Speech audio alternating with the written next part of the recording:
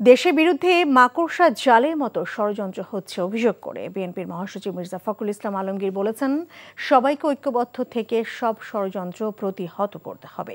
বিকেলে জাতীয় শহীদ মিনারে বিএনপি আয়োজিত গণতন্ত্র প্রতিষ্ঠার আন্দোলনে শহীদদের স্মরণ সভায় তিনি কথা বলেন। অনুষ্ঠানে উপস্থিত শহীদ পরিবারের সদস্যরা হত্যাকাণ্ডের দ্রুত বিচার দাবি করেন। রিপোর্টে আরও জানাচ্ছেন নূর হোসেন। এনজিওর কিস্তি প্রথমবার বিকাশ পেমেন্ট করলেই 20 টাকা ইনস্ট্যান্ট ক্যাশব্যাক।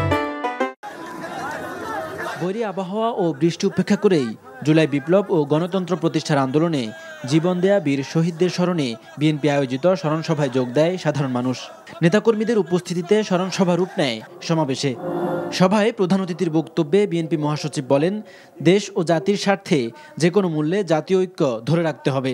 প্রয়োজনীয় সংস্কার শেষে অন্তর্বর্তীকালীন সরকার সুষ্ঠু নির্বাচন আয়োজন করবে বলেও আশা করেন মির্জা ফখরুল।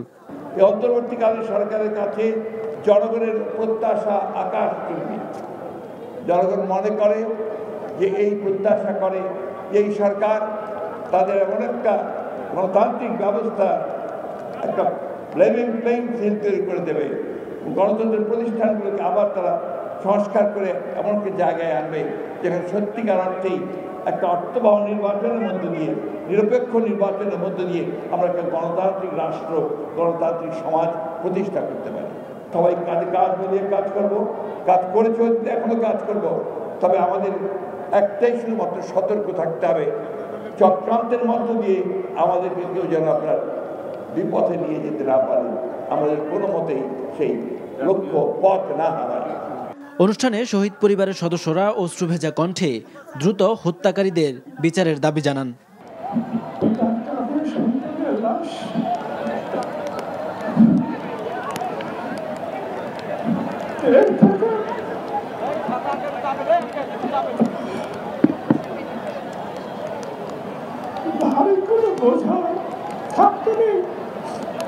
আমার ভাইকে যে হত্যা করে মেরেছে, আমি তাদের বিচার চাই।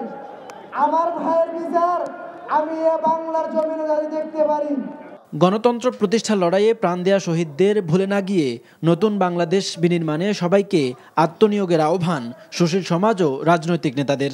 সেই ক্ষতি ওনাদের হয়েছে ওইটা তো আমরা পোষণ করতে পারবো না, কিন্তু আমি সবসময় বলি ইমোশন তো ভালো, তবে পুনর্বাসন ইমোশনের চেয়ে বেশি ভালো।